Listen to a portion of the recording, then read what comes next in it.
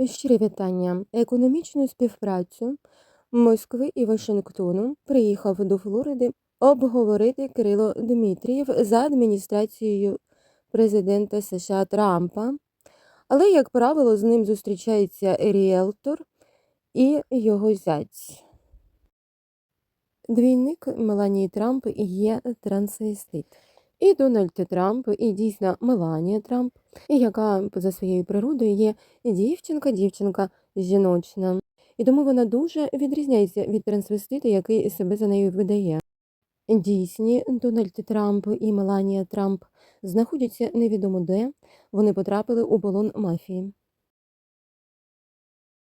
Напевне, усю цю схему мафії прагне обговорити з адміністрацією Трампа Кирило Дмитрієв. Тільки і голова Білого дому знаходиться теж у полоні.